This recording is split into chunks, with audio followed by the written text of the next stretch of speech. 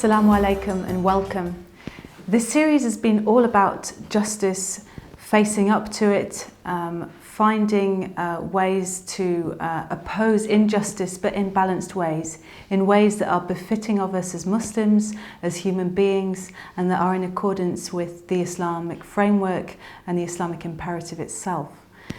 So I've spoken about anger and the way that that has driven many of the injustices that we see in the world today and historically.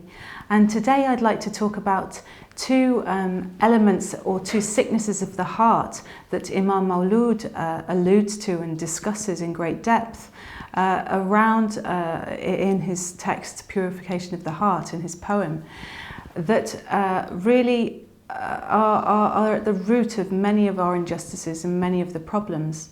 And that is the sense of derision people feel against each other, the mockery that we inflict upon each other, and also related to that, the arrogance and boasting that human nature tends to fall into, but that has much more serious repercussions on not only our own spirits, but on the world around us. So it's useful to just think about all the examples that have been discussed and that we might come across in our daily lives or be able to observe in the broader social situations and political situations.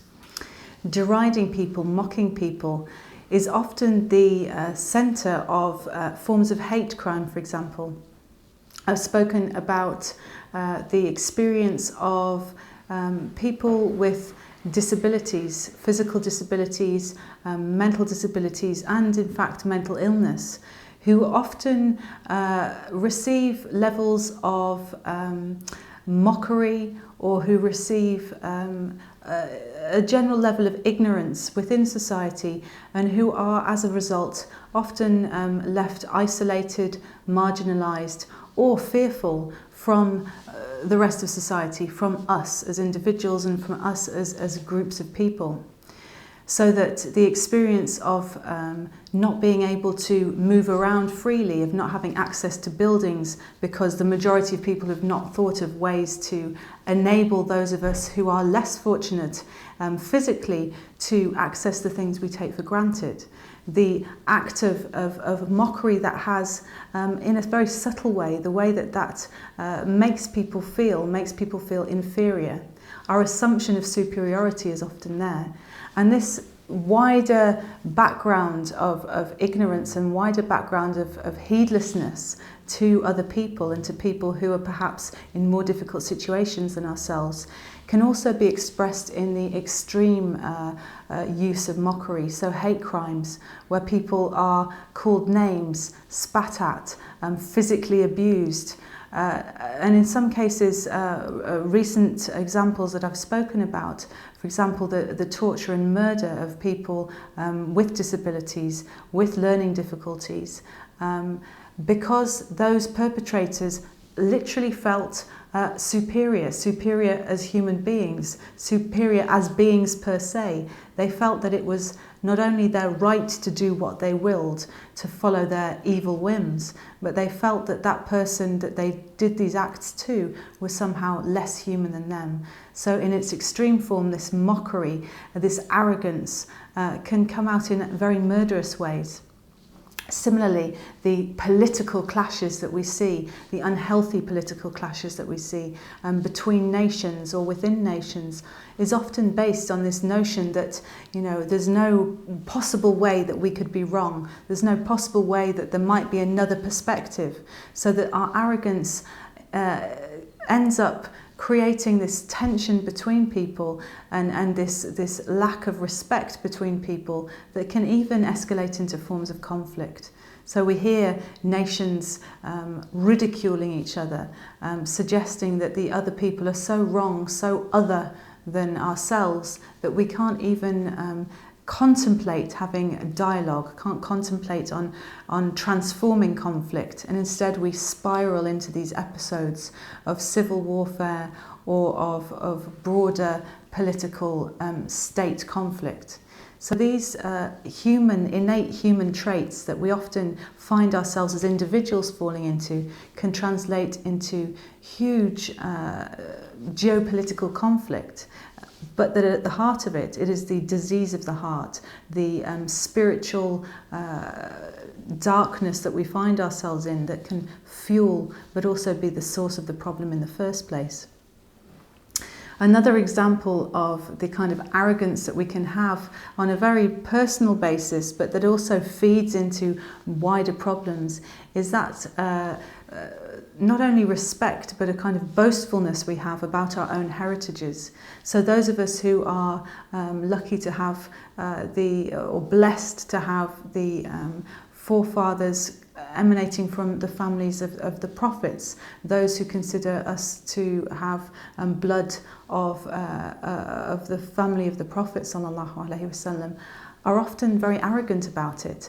We consider ourselves, or those who have this blessing, to be somehow superior, to consider ourselves as having a blood that somehow purifies us, makes us better as people.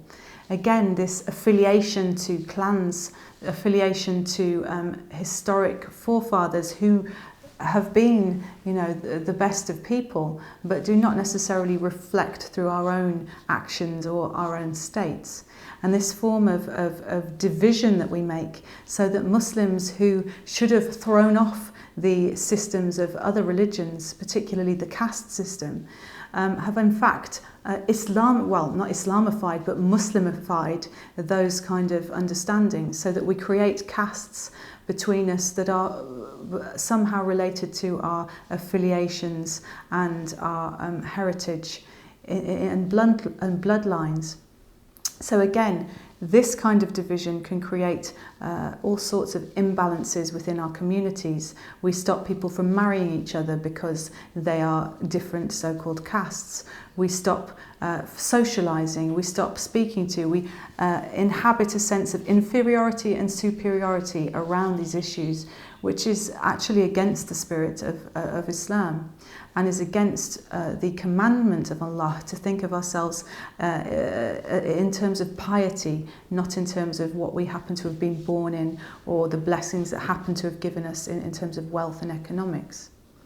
Similarly, the connection to this arrogance and boastfulness we have about our heritage is also connected with other forms of discrimination. Racism, for example, the idea, as I've discussed previously, around the social Darwinism and the evolution of man in terms of culture and physical prowess. The idea that some people are somehow inferior as part of the human species, that some people are better, stronger, more intelligent, more civilized. These kind of racist, insidious ideas are themselves part of a very arrogant mentality, part of an assumption that some of us are better and some of us are worse by birth, by right and by default. And again, the conflict that this causes between people, between nations, between tribes, between societies, is something that we can see all around us. We can see the effects that this has had. We can see the divisions, even the political use of divide and rule, working upon the arrogant nature that we all hold, but that we can actually control and take hold of if we recognize this within ourselves. This kind of arrogance, the mockery, can also express itself through gender relations. Gender relations are, of course, a sensitive topic, particularly in relation to Muslims, and whether or not we feel we are treating each other in respectful and honourable ways. And in particular, this can filter down to a general disrespect about women or a general disrespect about men. Particularly for women, the idea that women are somehow more inclined to crooked behaviour, more inclined to sexual desires and wantonness. The idea that women are somehow a weaker creature, again, comes from a sense of arrogance from a male perspective. Similarly, those who besmirch all men as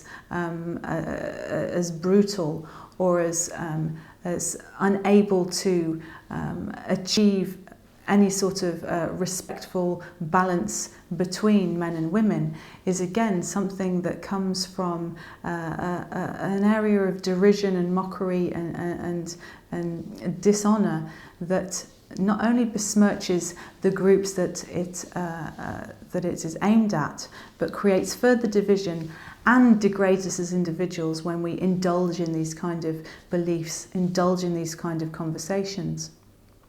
So the idea that arrogance is merely something distasteful in a particular individual, but that we can turn a blind eye to, is something quite dangerous. And again, the oppressors, if we have a look at the arrogance of the historical tyrants or the political tyrants of today, the arrogance that comes forth when someone believes that they have the right to inflict pain and tyranny on one person or indeed many people comes from that sense of inflated ego, comes from that sense of self that is absolutely prohibited within the religion. Another example of this arrogance and a human ease with which we mock is our relationship with children.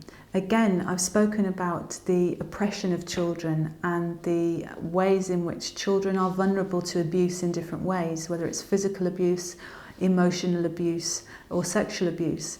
And the power dynamic between adults and children often allows adults to feel some sort of natural superiority, that somehow we are more human than children, more deserving, and that children, because they are in our care, because we have a duty of custodianship upon them until they reach the age of responsibility and an age where they can look after themselves and become adults, we feel that somehow we can inflict not only a sense of authority and control over our children, but we also often mock them, we ignore them, we suggest that what they say and feel is not as important as what we do. And of course, children are not as experienced as us, and they can be, amusing and silly even, because that's the nature of childhood. But to mock and deride not only makes ourselves, less dignified, but it can absolutely impact negatively on the emotional and physical development of our children, and therefore, in a much more profound way, shape the future of humanity, because people who are damaged from an emotional perspective, a psychological perspective, are not going to be people who can easily construct healthy relations, healthy social relations. So in fact, we impact on the future of humanity itself by our mockery, derision and arrogance towards the young, the children and young people more generally. Again, in our contemporary societies, we have an interesting scenario where young people are often trapped in this strange status where they're not children, but they're also not accepted as adults in wider society. So there's this period of time that's come to known often as the teenage time, where young people are allowed to do some things which are considered to be adult, but are also expected to not have their own opinions, not be able to take responsibility for things. And again, the kind of disrespect that young people face from adults, the disrespect that they face from wider society and the assumptions we make about them, and often the fears we have about them, does nothing to support them, and in fact can play into the negative influences, can drive young people away from the religion, for example. If we're constantly on their back in an arrogant way, if we're putting them off the deen, if we're putting them off taking responsibility and enjoying growing into adults, growing into human beings that are able to take responsibility, we don't just damage them, we damage, again, the fabric of our society, the relationships between young and old, and the relationships between those young people and their future contacts and future human relations. So all of these are examples of how the intentions or unintended consequences of feeling superior, of mocking people, of being arrogant, of boasting about our achievements can have on those who perhaps don't. So please join me after the break when we look at the spiritual ways of addressing these issues. Thank you. Assalamu alaikum. Assalamu alaikum and welcome back Before the break, I was discussing the connection between injustice, oppression in our personal lives, in our social lives, and how they relate to the spiritual and diseases and spiritual problems that we face around arrogance, around mockery, around derision and boastfulness. And that those diseases of the heart, as explored by Imam Maulud in his text, The Purification of the Heart, his poem that is aimed at speaking to all of our hearts and to addressing these spiritual diseases, how that can be understood from a religious perspective. So I'd like to talk about the ways that Islam, our divine text of the Quran, and the Sunnah of the Prophet ﷺ helps us to address these issues. First of all, the Imam explores the ways in which the previous prophets, for example, the Prophet Musa alayhi salam, have talked about the ignorance and the way that ignorance and mockery come hand in hand. So the Quran itself, in chapter 2, verse 67, in English, in meaning, talked about the way that Musa told his people that God had commanded him to sacrifice a cow. And that the people's immediate reaction was, "Are you mocking us?" And that Musa had told them, "I seek refuge in God from being ignorant." So his understanding of mockery was about ignorance, and that ignorance in itself is indicated by when we lampoon or caricature or create some form of mockery of people, and that is something unbecoming not only of a prophet alayhi salam, but of all of us, despite its commonality amongst us now, and even from a comedic effect where we literally, using an English phrase, to take the mickey from someone, that we somehow mock them, that it's okay, that it's in humour, but that actually by asserting some sort of superiority on those people, we can affect them negatively, but also feed the diseases of the heart, which take us away from love of the deen, and which take us away from beautifying our relationship with God. The Imam also quotes from the Quran from chapter 49, verse 11, which in meaning in the English translation says, "O you who believe, do not let people mock another people, for it may be that these are better than them. Nor should women mock other women, for it may be that these are better than them. And do not taunt one another, nor insult each other with nicknames." So there's this very strong message that while we may find ourselves superior to another, the reality may be quite different. So that when we see someone who we feel is, less intelligent, or someone acting in a way that we disapprove of, we often let ourselves feel that bit of arrogance that somehow we are superior, even in a religious sense. That person doesn't practice the deen in a way that I think they should. Or we might feel that, the drunk in the street is somehow less becoming of us because they're obviously committing haram and they're somehow a worse person. What we don't know as human beings is what the future holds.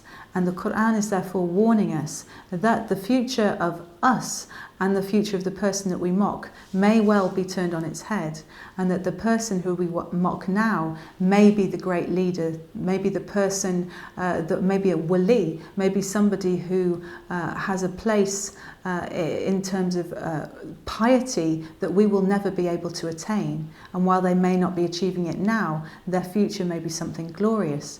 Simultaneously, we, in all our arrogance and comfort, may feel that we are, achieving great things, that we are arrogant about.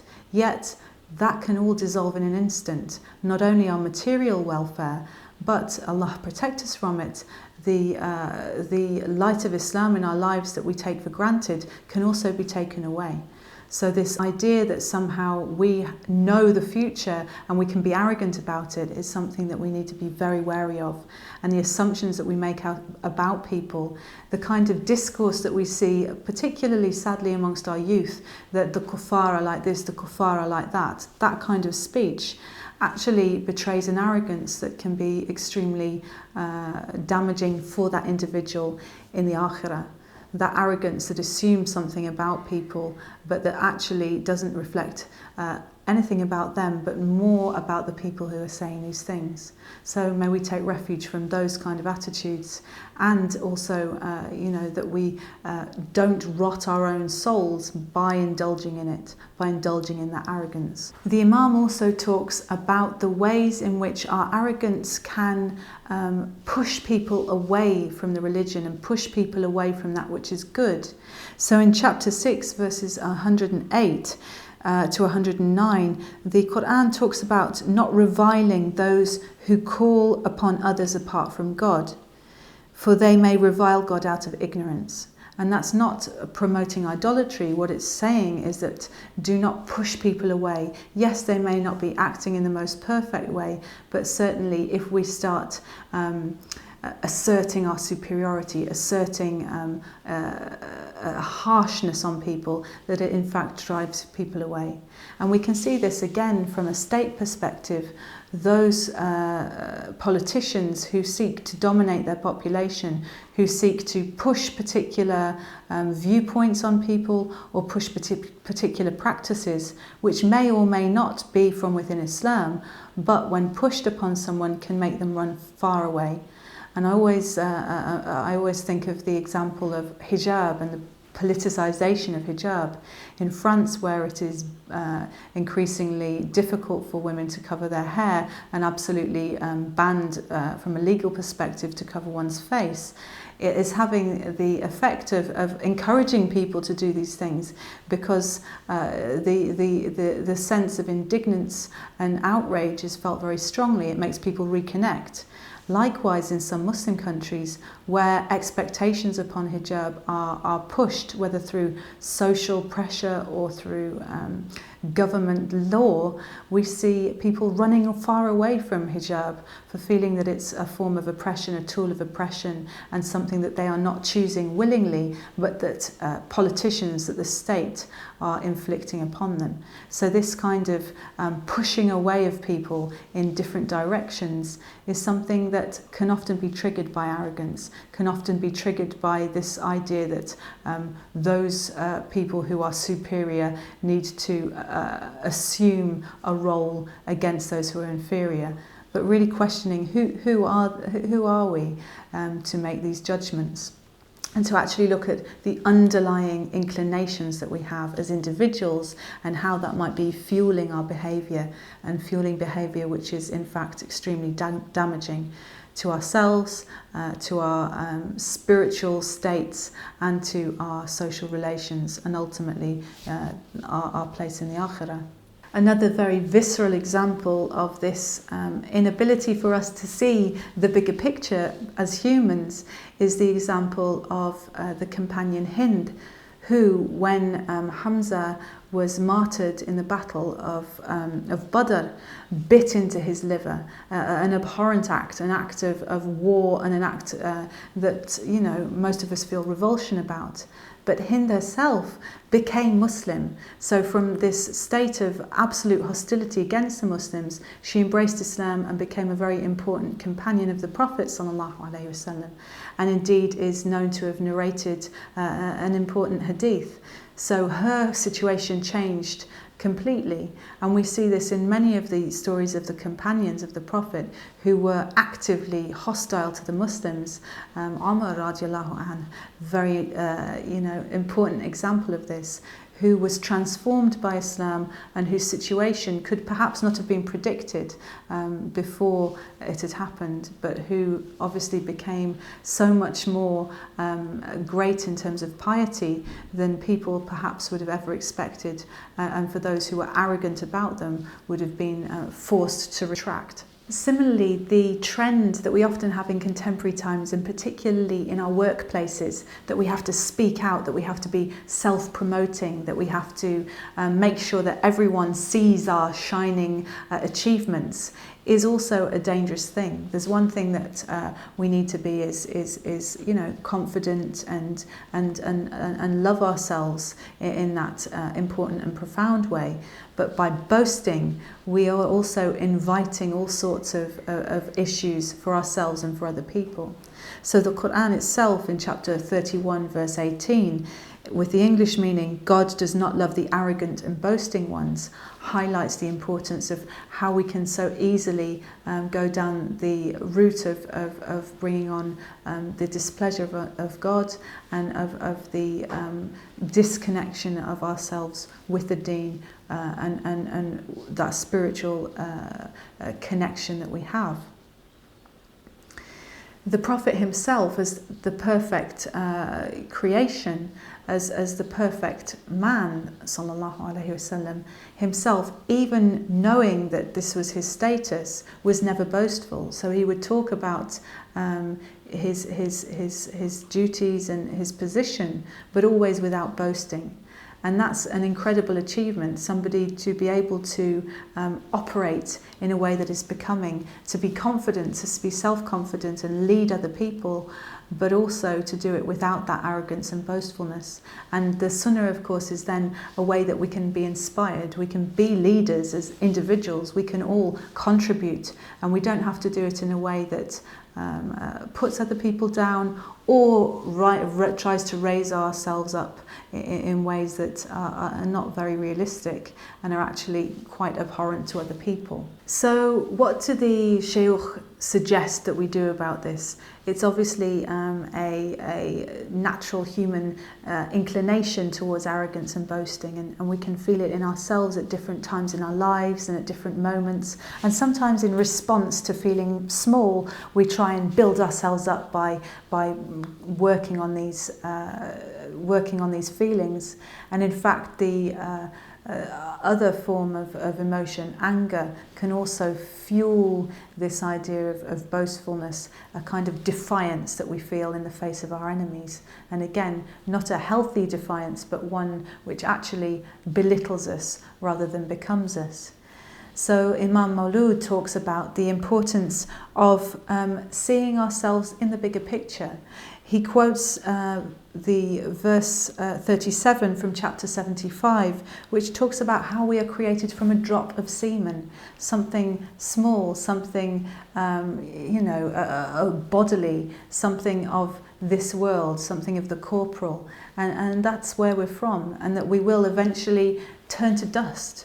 This is something that comes to all of us, however great our achievements in this world are. We will ultimately die. We will ultimately be judged not for the status that we gained, not for the knowledge that we might have accrued or the wealth, but in fact around piety. So that those who we mock, those who we are arrogant about, may well be the ones who achieve in the akhirah, while we are left in a state of abasement. So again, trying to understand the spiritual dimension as well as the worldly helps us stay on that sirat al-mustaqim, helps us to ignore our lower feelings and the temptations to run away with our own feelings. And we can also do things about the kinds of arrogance that we feel. So if we feel arrogant about our physical stature or our looks, again, we have to remember that these looks and our physical prowess will soon dissolve. It'll dissolve with age, and it'll dissolve with the rotting of the body and death. And similarly with wealth, we may feel fabulously wealthy at one point, but even within the same dunya, we can see wealth vanishing for some people as quickly as it came. So to remind these things are temporary, whether it's temporary actually in our lifetimes, or the fact that these things aren't something important, or even that we can bring into the next life. So previous civilizations, the ancient Egyptians, who felt that they needed to bring the wealth of this life with them and built huge, beautiful tombs with their wealth, who took their household goods, who took their jewelry, who wanted to beautify themselves in order to live in the next life. That kind of understanding isn't one that we have as Muslims. As Muslims, we believe these things are of the dunya and don't matter, and are in fact distractions from the real goal, and that is the connection with Allah now and the way that we'll be judged afterwards. So when the Imam discusses humility, this is something again that helps remind us of our real place, and also this notion of wasata, of moderation, of modesty, of taking the middle way, to try and focus, yes, that we are people of the world, that we live here, that we interact with ourselves, that we stand up for what's good, and that we attempt to gain what is good for us, but understanding that what is beneficial to us is in fact what connects us with God, what connects us with our deen. And to be vigilant and to help each other, again, not be self-righteous and critical, but enjoin each other to do good things and to resist those temptations in a spirit of unity, in a spirit of productivity. Inshallah, this has been useful, and also seeing the connection between the spiritual and the worldly, seeing how we can make positive change. Thank you for listening. Inshallah, join me in another episode. Assalamu alaikum.